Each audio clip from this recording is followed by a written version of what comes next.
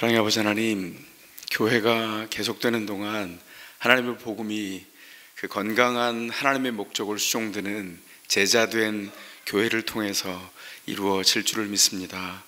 은혜샘물교회를 통해서 계속된 사역, 아프간과 열방을 향하여 열려있는 사역, 유바울 선교사님을 하나님 품에 데려가셨지만 계속된 또 다른 하나님 앞에서 수종든 헌신자들이 나오셔서 그 일들을 계속 이어갈 수 있도록 주께서 인도해 주시고, 하나님, 아프간 사역에서부터 시작하여서 사랑의 5% 운동으로, 그리고 사랑마루 사역으로 이어졌던 이 사역을 기억하고 함께 후원하는 오늘 주일을 갖습니다. 이 가운데도 주의 손길이 임하사 성도들이 함께 연결되어서 하나님의 은총을 실제로 함께 헌신하며 기도로 담아낼 수 있도록 은혜로 인도해 주시옵소서. 하나님, 저희가 일상을 삽니다. 그러나 말씀 앞에 살기를 소원합니다. 예배하며 경배하며 우리의 삶의 목적이 하나님의 부르심 안에 있음을 확인하는 시간 되도록 말씀 가운데 우리를 불러주시고 말씀으로 이 시간 인도하여 주시옵소서. 성령 하나님 친히 우리를 인도해 주시기를 소원하옵고 예수 그리스도의 이름으로 기도하옵나이다. 아멘. 오늘 목사님 말씀하신 대로 제가 은혜샘물교회 식구로는 마지막 서게 됩니다. 그러나 샘물중고등학교로는 섬겨서 주중엔 여기 계속 제가 아마 보게 될 텐데요. 오늘은 특별한 어떤 이유가 있지만 그럼에도 불구하고 우리가 일상의 한 주 한 주를 주님 앞에 경배하기에 12월의 절기에 걸맞는 설교를 함께 나눠야 되겠다, 그런 생각을 했습니다. 12월은 아기 예수의 나심을 묵상하는 때죠, 특별히. 그래서 어느 교단들은 이 절기를 그냥 12월을 절기로 정해서 예수님의 강림을 기대하는 절기, 그래서 12월을 대강절이라고 불러서 지키고요, 4주 동안. 혹은 대림절, 예수님의 임재를 기대하는 절기다, 그래서 그렇게 지키기도 합니다. 저희는 절기까지는 지키지 않지만 12월을 동일한 중요함을 가지고 지키고 있습니다. 아기 예수께서 왜 오셨는가, 그것을 기억하고 함께 나누는 일은 굉장히 중요한 일입니다. 그래서 성탄을 앞두고 저희가 미리 말씀을 따라서 우리의 마음과 하나님의 인도하심에 초점을 가지려고 합니다. 제가 오늘 설교를 하는 동안에 한 3번 정도 이렇게 얘기할 겁니다. 기쁘다 구주 오셨네. 그렇게 얘기하면 여러분은 어떻게 응답하시면 되냐면 입으로 아멘 하지 마시고 표정으로 아멘 하면서 미소를 그윽하게 지어주시면 됩니다. 저에게 말고 하나님 앞에 하셔도 되고 옆에 있는 분들에게 하셔도 됩니다. 자, 한번 해볼까요? 기쁘다 구주 오셨네. 예, 아유, 정말 아름답습니다. 오늘 굉장히 추운 날인데, 예, 감사합니다. 사실 요한계시록 말씀으로 성탄을 미리 살펴보는 게 요한계시록에 담겨있는 기독교의 능력이 뭔가, 이것을 볼 수 있어서 굉장히 유익하다고 생각이 됩니다. 요한계시록은 기괴한 책이 아닙니다. 작년에도 아마 우리 기억하실 텐데 교수님을 모시고 요한계시록을 복상하는 동안에 이렇게 많이 강의를 듣고 했었던 기억이 있습니다. 요한계시록은 요한계시록이 쓰여졌던 그때 1세기 상황 안에서 신자들이 어떻게 살아야 되는가, 로마 제국 내에서 박해당하고 아시아에 흩어져서 고난당하고 있는 신자들을 향해서 하나님이 어떻게 신자들의 삶을 인도해 가시는가, 그것을 보도록 비전을 제시하고 있는 그런 책입니다. 그래서 영원히 이 땅을 붙박이로 아둥바둥 살 것 같은 우리들에게 사실 너희는 이 땅에 나그네로 부름받았다, 우거한다, 임시 거주자로 부름을 받았다, 이렇게 말씀하는 책이 요한계시록입니다. 요한계시록에는 그래서 영적인 차원에서 눈을 뜨지 않으면 볼 수 없는 것들이 많이 있어요. 사실은 우리의 신자의 삶이 영적인 차원이 있죠. 그래서 요한계시록에 가장 많이 반복되는 단어, 특별히 사도 요한이 하나님의 계시를 받아서 그 내용이 이러하다 시작할 때, 그 서술을 할 때 맨 서두에 뭐라고 표현하냐면 내가 보니, 내가 보았다, 이런 언급들이 계속 반복되고 있습니다. 지금 사도 요한이 요한계시록을 어디서 쓰고 있냐면 반모섬이라고 하는 유배지에서 쓰고 있습니다. 굉장히 열악한 환경에서 이제 본인의 연배나 본인의 미래가 어떻게 될지 알 수 없는 굉장히 힘겨운 상황에서 그곳에서 요한계시록을 썼는데, 그가 자신도 신자로서 어려움을 당할 때에 하나님이 보여주셨다는 거죠. 보여주셔서 그것을 보고 난 다음에 신자로서의 용기를 얻게 됐다는 것입니다. 하나님의 부르심을 다시 확인했기 때문이죠. 하나님께서 무엇을 향해서 나를 불렀는가? 다시 말하면 사도 요한이 고난이 없어진 것이 아니라 하나님이 은혜를 베풀어서 반모섬에서 번쩍 들어다가 가장 안락한 곳으로 데려다 놓은 것이 아니라 환경은 전혀 바뀌지 않는 반모섬에서 보게 되었고 용기를 내었고 흩어져 있는 아시아의 교회를 향해서 이것이 신자가 가지고 있는 영광스러운 삶이다, 이렇게 책을 기록해서 알려줬다는 겁니다. 근데 왜 이렇게 상징이나 우리가 잘 이해할 수 없는 언어로 선택되어 있을까요? 왜냐하면 당시에 로마 제국 안에서 로마의 왕이 유일한 왕이고 황제이기 때문에 여기 로마라고 얘기하지 않고 바벨론으로 표현하고, 그리고 바벨론의 하수인인 땅에서 올라온, 바다에서 올라온 짐승으로 표현하고 하는 그 여러 가지 은유와 장치들을 통해서 신자들이 보면, 영적인 눈을 떠서 보면 알 수 있도록 그렇게 기록되어 있어서 조금 기괴해 보입니다. 그래서 요한계시록을 열면 이상한 평소에 잘 익숙하게 볼 수 없는 장면이 막 떠오르잖아요. 7 봉인이 막 떨어지고, 막 7 나팔이 울리고, 7 나팔이 울리는 끝에 또 막 7 대접이 막 쏟아지고 이래요. 그래서 사람들이 인봉이 떼지면 차례차례 지나가면 나팔이 울리고, 나팔이 지나가면 대접이 쏟아지나, 그렇지 않습니다.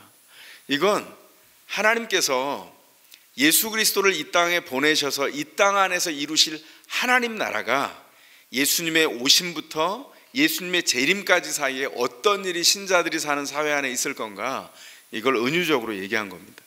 그러니까 세 가지가 연차적으로 일어나는 연대기적인 순서가 아니라 하나님 앞에서 신자들이 감당할 건 이것이다, 다른 차원의 다른 언어로 세 개를 얘기했고요. 그 앞뒤에 삽입된 것들을 통해서 더 중요하게 신자는 이 땅에서 이런 고난을 당하지만 그래도 견딜 수 있습니다, 이런 이야기들을 계속 해가고 있는 것입니다. 그 중에 가장 중간쯤에 위치한 요한계시록 12장을 통해서 우리가 아기 예수 나심과 성탄을 한 번 더 생각해 보려고 합니다.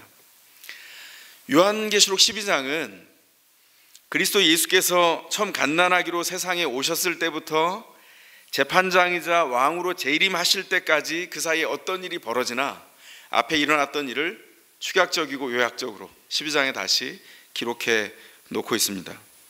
이 본문을 통해서 하나님께서 우리에게 주시는 성탄의 선물을 2가지를 저희가 살펴보려고 합니다. 먼저 신자들에게 주시는 첫 번째 성탄 선물은 하나님이 친히 다스리신다라고 하는 것입니다. 오늘 한번 따뜻하게 한번 서로 인사해 볼까요? 아까 미소가 굉장히 매력적이셨습니다. 옆에 있는 분들에게 인사하겠습니다. 하나님이 친히 다스리십니다. 이렇게 인사하시겠습니까? 예, 좋습니다. 성탄은 하나님 나라가 이 땅에 직접 들어온 사건입니다. 그런 의미에서 성탄은 보드라운 살결을 가진 아기의 이야기가 아닙니다. 성탄은 하나님이 계획하신 우리가 상상조차 하지 못한 하나님의 구원의 이야기가 여기에 담겨 있습니다. 그래서 사도 요한은 요한계시록에서 성탄을 소개하면서 가장 중요한 이미지를 우리에게 던져주는데, 그게 우리의 상식과 배치되죠. 우리가 알고 있는 성탄의 이미지는 추운 겨울이지만 따뜻하고 말구 위에 나신 예수님이 성모의 품에 안겨있고 목자들과 동방박사들이 경배하는 굉장히 따뜻하고 부드러운 이미지가 성탄의 이미지로 우리에게 박혀 있습니다. 사도 요한은 어떻게 소개하고 있습니까? 오늘 본문 5절에서 이렇게 말합니다. 마침내 여자는 아들을 낳았습니다. 그 아기는 장차 쇠막대기로 쇠지팡이로 만국을 다스리실 분입니다. 이렇게 소개하고 있어요. 우리가 알고 있는 아기 예수의 부드러움, 연약함, 이게 아니라 그가 메시아로 오셔서 장차 다스릴 분이다. 장차, 미래에, 이런 말이죠. 현재는 아기로 오셨는데 그가 장차 메시아로 다스리실 것을 얘기합니다. 12장 안에서 아기 예수의 오심과 그의 십자가에 달리심과 그의 사단과 그 세력을 패퇴하는 모든 일들이 앞뒤로 섞여 있습니다. 연대기적인 순서가 아니에요. 중요한 건 뭘까요? 아기 예수의 나심으로부터 하나님의 다스림이 이 땅에 시작이 됐다는 거죠. 이 이미지가 어디서 왔냐면 시편 2편에서 왔습니다. 시편 2편이 뭘 얘기하고 있습니까? 메시아가 왕으로, 메시아로 등극하는 등극식을 이야기하는, 묘사하는 이야기가 나와 있고, 거기에 우리가, 세상 사람들이 어떻게 반응해야 되는지를 이야기하고 묘사하고 있는 내용이 있습니다. 시편 2편 9절에서 12절을 제가 읽어드리겠습니다. 내가 그들을 철퇴로 부수며 질그릇 부수듯이 부술 것이다 하셨다. 그러므로 이제 왕들아 지혜롭게 행동하여라. 두려운 마음으로 주님을 섬기고 떨리는 마음으로 주님을 찬양하여라. 그의 아들에게 입맞추라. 그렇지 않으면 그가 진노하실 것이니 너희가 걸어가는 그 길에서 망할 것이다. 그의 진노하심이 지체 없이 너희에게 이를 것이다. 주님께로 피신하는 사람은 모두 복을 받을 것이다. 시편 2편에서 묘사하고 있는 아기 예수, 그 아기 예수로 오셔서 메시아로 등극하는 이분의 이야기는 우리가 성탄의 이미지와 겹쳐보기에는 굉장히 사뭇 강한 그런 모습이 담겨 있습니다. 메시아가 어떤 분입니까? 세상 왕들과 비교해서 압도적인 힘을 가졌다, 이렇게 얘기하고 있어요. 어느 정도 힘을 비교하고 있냐면 세상 왕들은 질그릇이라는 거예요. 그런데 메시아는 거기에 비교하면 쇠지팡이 같다는 겁니다. 질그릇 10,000개를 가지고 쇠지팡이 하나를 부술 수 없습니다. 그래서 뭐라고 표현합니까?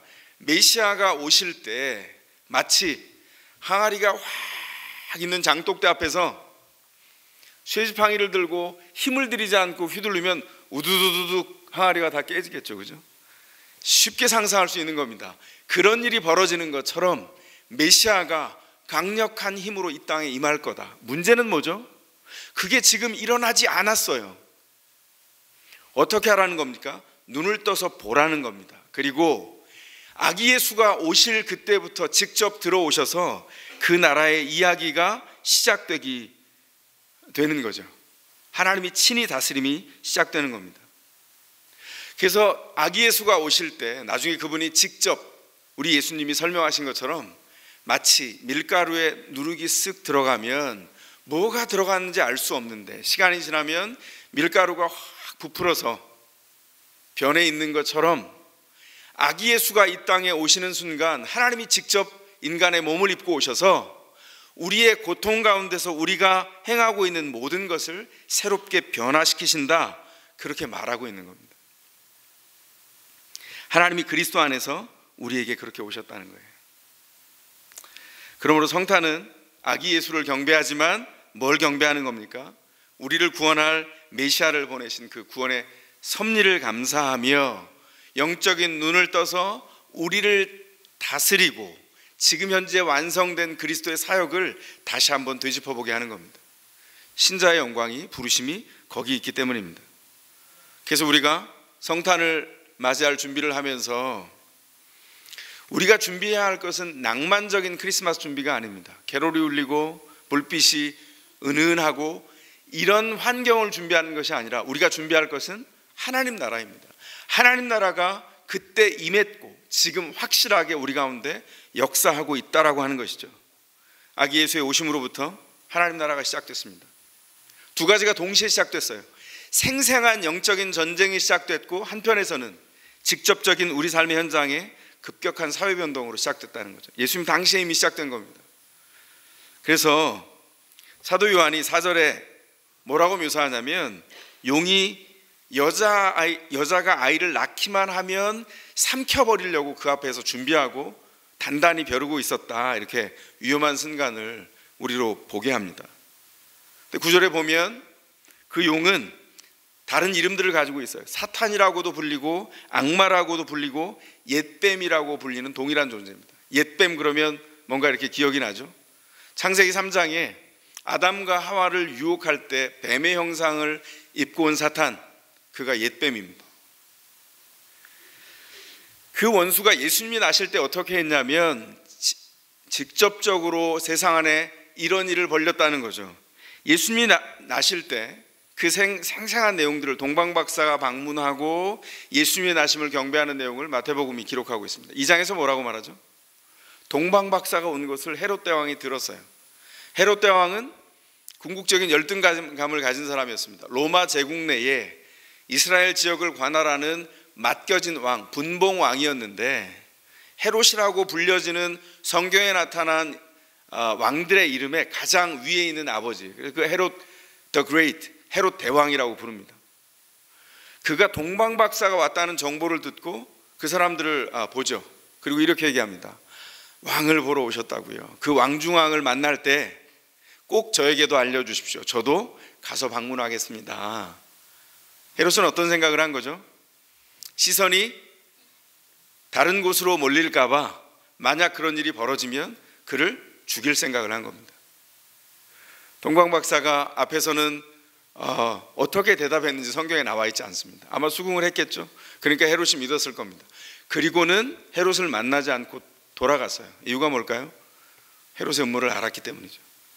헤롯이 나중에 그것을 알고 분노합니다. 속였다고 생각하죠. 그리고는 그 지역에 경찰력을 부려서 그 난 아기, 도대체 메시아가 누구냐 찾았는데 못 찾아요. 그러니까 나사렛과 그 주변에 있는 지역들에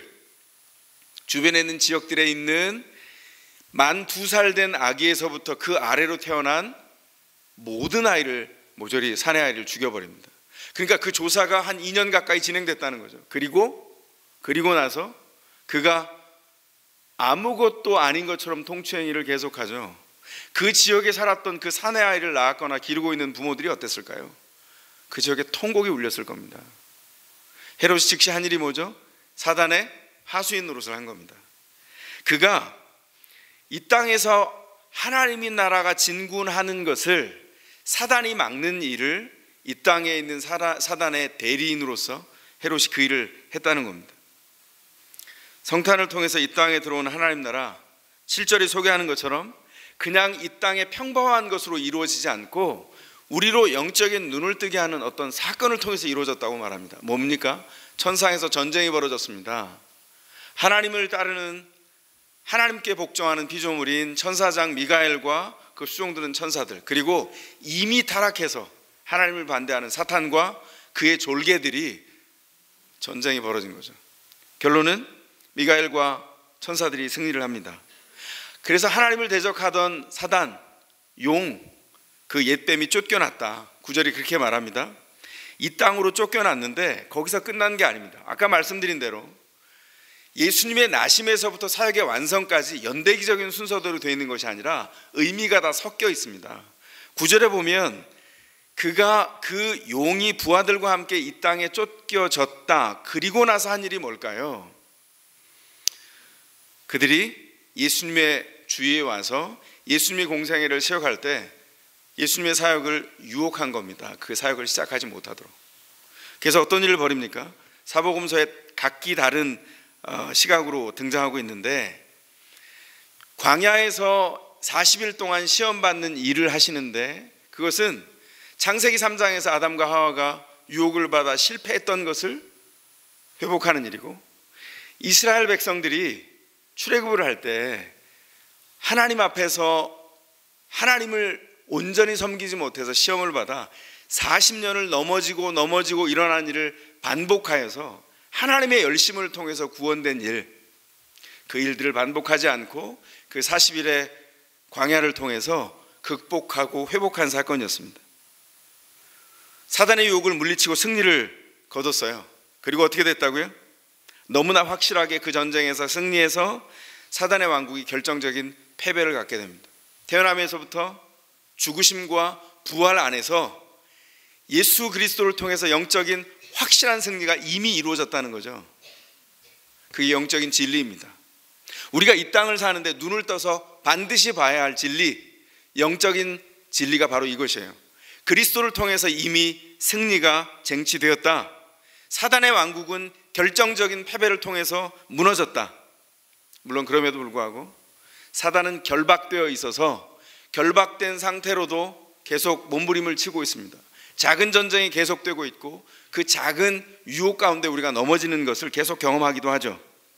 그러나 중요한 것은 그 결박된 상태여서 신자가 하나님의 그리스도 안에서 일하심을 바라보고 그를 좇기만 하면 아무리 강한 세력처럼 보여도 결박된 존재여서 결박하신 하나님께서 우리 가운데 승리를 주신다는 거예요. 신자에게 그리고 교회에게 이게 사도 요한을 통해서 우리에게 주시는 성탄의 선물입니다.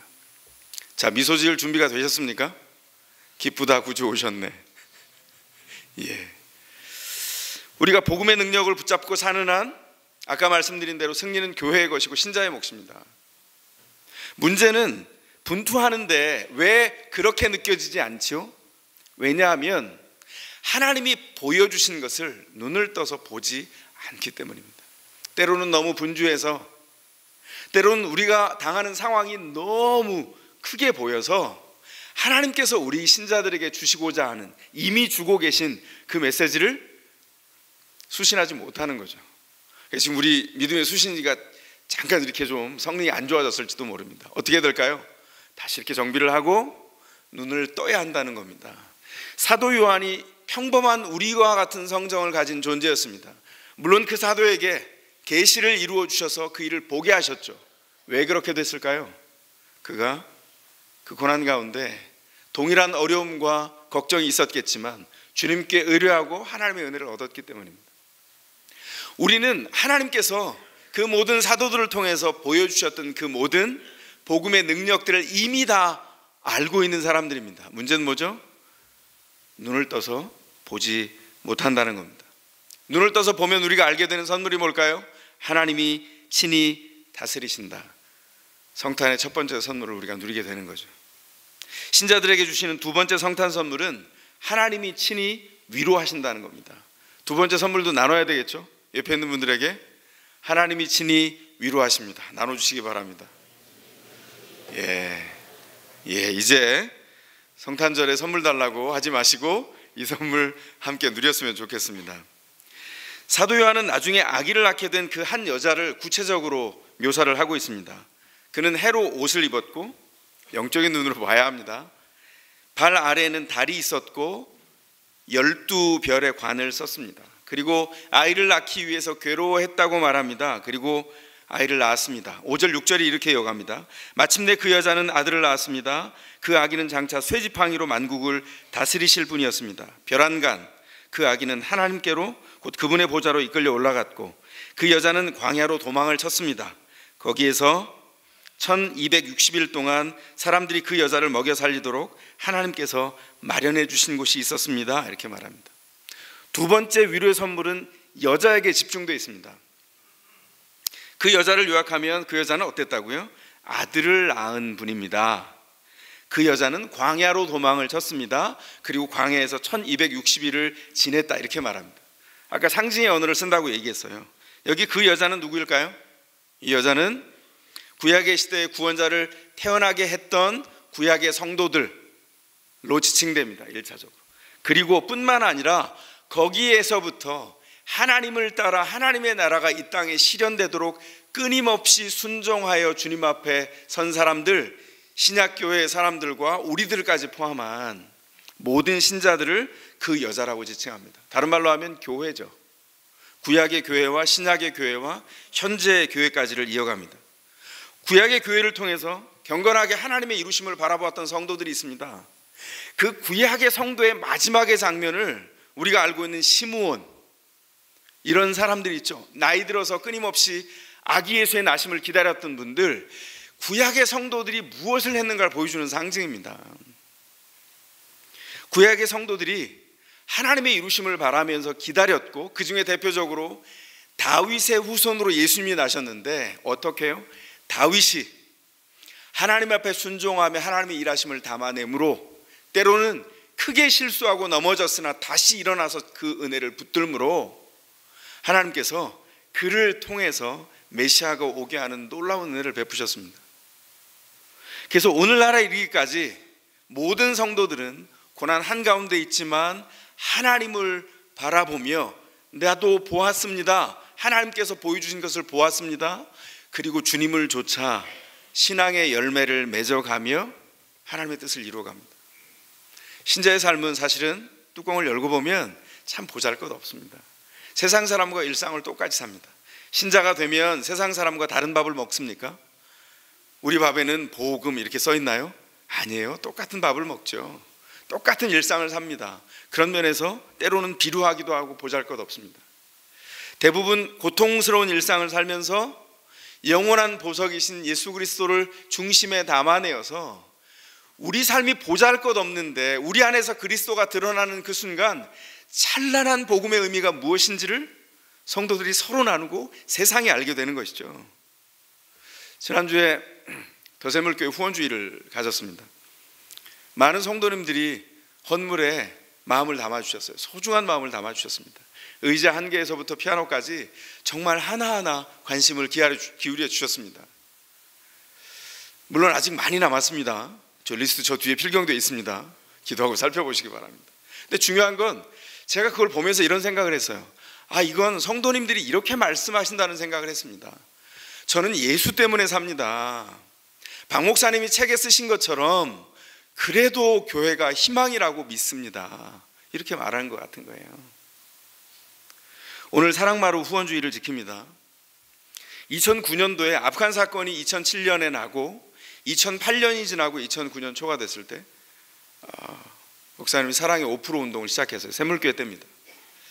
11조 외에 5%를 떼서 어렵고 가난한 사람들을 위해서 쓰자. 그 운동이 참 절박했습니다. 그리고 그 운동을 통해서 성도들이 그래도 교회가 희망이라고 믿고 헌신해 주시고 그것이 씨앗이 돼서 사랑마루 사역이 시작됐어요. 사랑마루 사역이 시작되고 얼마 되지 않아서 성남 지역, 그때가 이제 샘물교회가 성남에 있으니까요. 성남 지역의 목회자들을 다 예배당으로 초청을 했습니다. 그리고 목사님이 이렇게 말씀하셨어요. 여러분, 늦은 인사를 드립니다.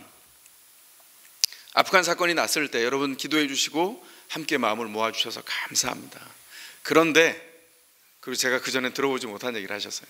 그런데 그 사건은 우리 샘물교회가 감당한 사건이 아니라 한국교회 전체가 감당한 사건을 하나님이 샘물교회가 감당하도록 하신 겁니다. 그게 왜 샘물교회가 감당한 게 다행이었다고요? 교회 안팎의 전문가들이 다 얘기했어요. 만약에 조금이라도 문제가 있는 교회에 만약에 그런 일이 일어났다면 한국교회가 재기가 불가능할 정도로 질타를 받았을 거다. 분노를 표출해서 입에 담을 수 없는 명예를 실추시키는 단어를 붙여놓고 우리가 비난을 받기도 했지만 사실은 샘물교회를 안에 들여다보고는 아무것도 찾을 수가 없었어요. 제가 그때 미국에 있었습니다. 사건을 처음 접할 때 일주일 동안 신문지상에서 나타난 걸 다 봤는데 이렇게 말했어요. 알아봤더니, 주변의 이웃들에게 알아봤더니 이 교회가 참 좋은 교회다. 목사님의 리더십이 훌륭하고 성도들이 함께 잘 읽어가는 교회다. 이런 논조가 어떤 신문에나 있었습니다. 일주일이 되자마자 데스크의 논조가 바뀌었어요. 그리고 막 이상한 말들이 막 나오기 시작했는데 그래봐야 더 이상 캘 수가 없는 겁니다. 왜냐하면 털어서 먼지가 안 나오기 때문에. 건강한 교회를 추구해 갔던 일이 열매를 꾸준히 맺었기에 가능한 일입니다. 그래서 말할 수 있는 겁니다. 그래도 교회가 희망입니다. 그때 이렇게 말씀하셨어요.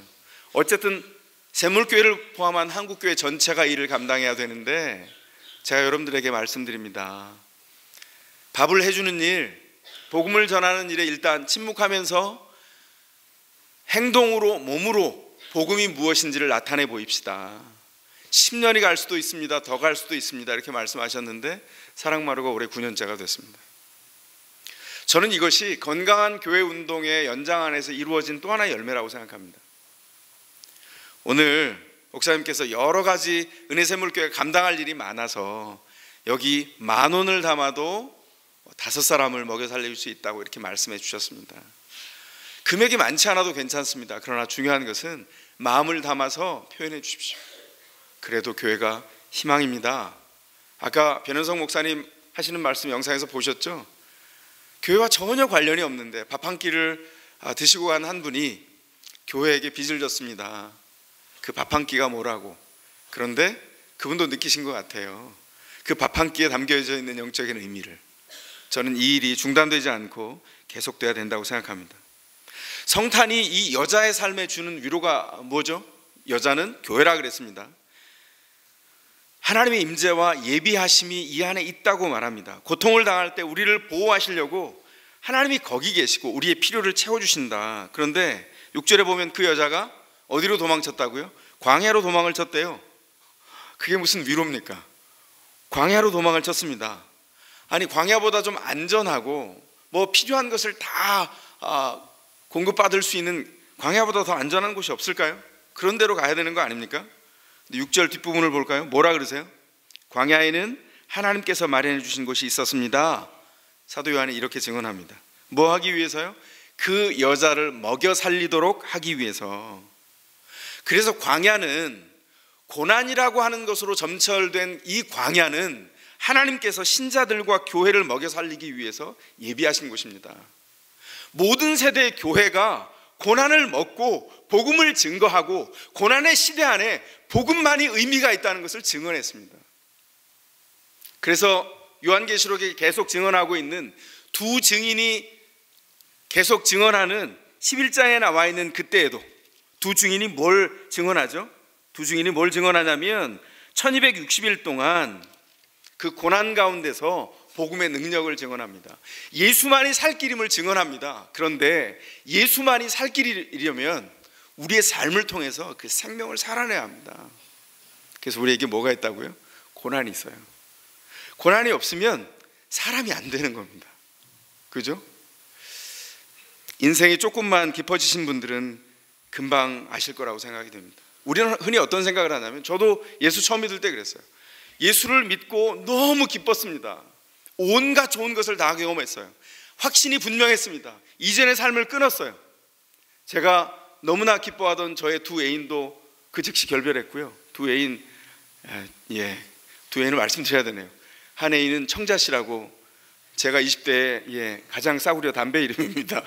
떠나보냈고, 경월씨 아세요? 전국구를 주유하던 그 전국구 사업들이 소주가 있습니다. 경월씨도 떠나보냈습니다. 그렇게 했는데, 그러면 우리의 삶의 현장이 바뀌어야 되잖아요. 돌아왔는데 일상이 똑같더라고요. 바뀐 게 아무것도 없어요. 저는 예수를 믿으면 6차선, 16차선 대로가 쫙 펼쳐질 줄 알았습니다. 아무것도 달라진 게 없습니다. 그 고난의 현장에 그냥 두셨어요. 이유가 뭘까요? 하나님이 그곳에서 우리로 하여 단련되게 하여서 복음을 증거하는 사람들로 참 교회로 세워가시기 위해서 주님께서 우리에게 주신 겁니다. 왜 광야로 부르셨을까요? 편안한 삶이 아니라 우리의 부르심의 영광이 편안함에 있지 않고 하나님의 부르심과 평안에 있기 때문입니다. 그래서 우리가 만약에 편안함이 우리의 부르심이라면 우리를 호텔로 데리고 가셔야죠. 예수 믿었어? 자, 5성급 호텔. 이래야 되지 않습니까? 하나님은 그렇게 안 하시잖아요. 우리를 왜 이전에 살던 똑같은 집으로 안내하실까요? 지난한 고난이 있고 고민해야 되고 우리가 해결해야 될 넘쳐나는 일이 있는 그 현장으로 우리를 다시 두실까요? 왜냐하면 바로 거기가 복음을 전파하는 자리이기 때문입니다. 고난의 현장 안에서 우리는 증인이 됩니다. 그래서 고난은 해석해야 됩니다. 뭘로요? 내가 보니, 하나님께서 보여주신 것으로 보아야 우리의 삶의 현장이 어떤 부르심 안에 있는지를 봅니다. 그것을 볼 때 견딥니다. 몸이 연약해져도 견디고, 삶의 현장 안에서 우리가 예상치 못한 대로 인도해 가도 주님 앞에 감사할 수 있습니다. 우리 지난주에 우리 유성교사님을 하나님이 부르셨을 때 우리 너무 놀랬잖아요. 이 한 주간 동안 우리 성도님들이 축복이 있었을 거라고 생각합니다. 뭐죠? 마음들이 다 단단해졌죠. 그리스도 안에서 삶과 죽음이 경계가 없어요.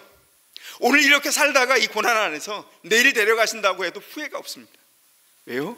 하나님의 목적과 하나님의 동행하심이 저기 멀리 있는 것이 아니라 우리가 고난당하는 이 현장에 하나님이 들어오셨기 때문입니다. 여러분, 기독교가 다른 종교와 굉장히 다른 메시지를 전달하고 있습니다. 그게 뭘까요? 다른 종교는 고난에 대해서 이렇게 얘기합니다. 고난? 그건 환상이야. 착각에 불과해. 힌두교와 불교 계통의 종교들이 이렇게 말하죠. 일루전에 불과하다고 말합니다. 그래서 어떻게 하라고요? 돌을 닦아서 그 환상을 깨는 경지에 도달하면 고난을 극복한다, 이렇게 말해요. 세상의 철학과 쾌락주의자들은 이렇게 말합니다. 고난, 이 땅의 삶이 끝이기에 너희가 얻을 수 있는 최대한의 자원을 얻어서 쾌락을 즐겨라, 이렇게 말하죠. 기독교는 뭐라고 말하죠? 기독교는 아기 예수가 나실 때 가장 낮은 자리로 오셨어요. 이유가 뭐예요? 우리의 자리가 그런 곳입니다. 아기, 도움을 받을 수 없는, 집도 없는 아기, 거의 생명이 위험한 자리로 오신 겁니다. 이유가 뭐라고요? 우리의 상황이 바로 그 자리에 있다는 거예요. 그래서 아기로 그 자리에 우리와 함께 오셨고요. 갈릴리에서 사역하셨어요. 예수님이 예루살렘에서 사역한 적이 없습니다. 유월절에 올라가서 어렸을 때 강론한 거 외에 예루살렘에서 특별한 사역이 일어나지 않았어요. 3년 후에 마지막 공생애를 다하고 거기서 돌아가신 것 외에는 권력의 중심에 계시지 않고 저 변두리에 가 계셨어요. 갈릴리에. 갈릴리는 마태복음에 보면 스불론과 납달리 땅입니다. 어둠과 흑암에 주저앉아 있는 땅, 그곳에 가셨어요. 우리가 죽음을 어쩔 줄 몰라하고 쩔쩔맬 때 죽음의 현장으로 들어가셔서 우리를 대신해서 죽음을 지신 일이 십자가입니다. 기독교는 그래서 이렇게 말합니다. 고난, 우리의 고난 현장에 하나님이 직접 역사를 뚫고 들어오셨다. 성탄은 그래서 하나님이 인간의 몸을 입고 이 땅에 들어오신 직접적인 행동을 시작한 사건입니다. 그리고 그 일은 우리 가운데 완성됐어요. 고난은 여전히 있습니다. 그러나 영광스러운 고난이 기다리고 있죠. 여기서 뭐라고 말합니까? 교회가 1260일 동안 광야에 있었다 이렇게 말합니다. 1260일, 그 상징을 뜻하는 건데요. 사단이 쫓겨와서 사실은 메시아를 없애는 것을 실패한 다음에 사단이 한 일이 뭐죠?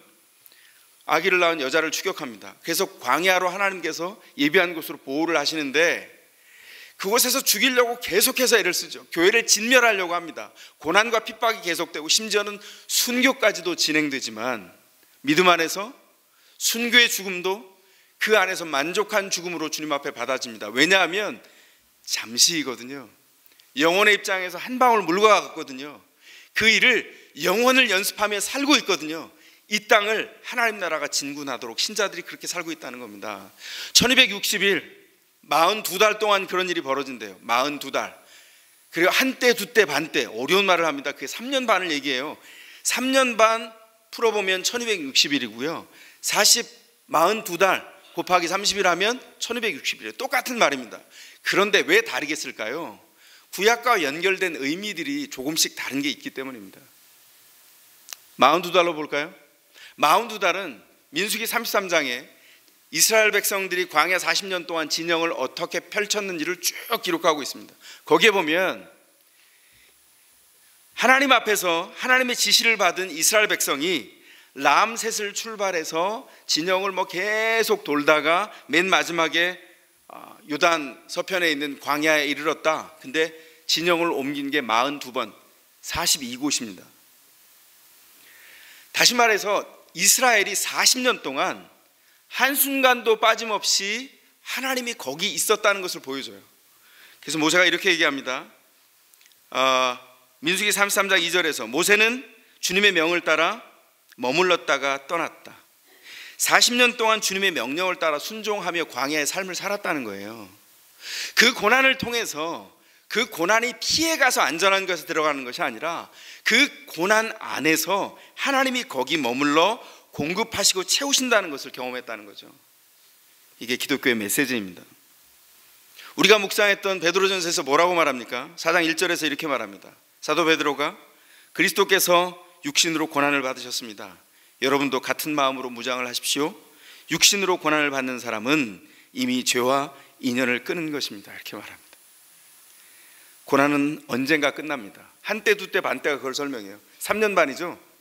완전한 숫자는 7입니다. 7은 영원한 거예요. 근데 그 절반으로 꺾인 3년 반, 언젠가 고난이 끝난다는 겁니다. 하나님께서 주관하고 계시고 그 시간의 주관자가 우리 가운데 들어오셔서 우리와 함께하고 계신다. 그게 우리에게 있는 궁극적인 위로입니다. 고난과 증언을 통해 사는 이 광야가 왜 위로가 됩니까?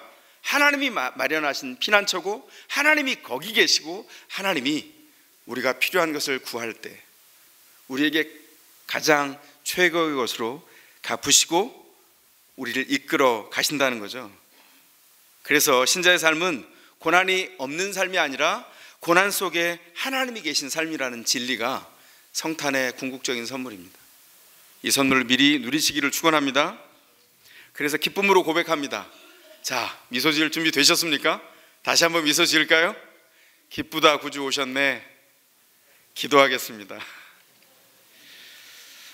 이 시간 기도할 때 주님, 우리가 성탄의 의미를 발견하면서 이 땅의 고난의 시대가 끝나지 않고 계속되는 동안에도 증인으로 서게 하신 것을 믿습니다. 영광된 증인의 자리에서 질그릇 같은 연약한 우리 인생을 예수의 보석으로 채워주시는 그 놀라운 부르심 안에 우리가 그 찬란한 예수를 증언하게 도와주십시오. 그렇게 설 수 있도록 인도해 주십시오. 그래도 교회가 희망인 것을 선언할 수 있도록 우리의 삶을 붙들어 주십시오. 주님 앞에 기도하시겠습니다. 기도하겠습니다.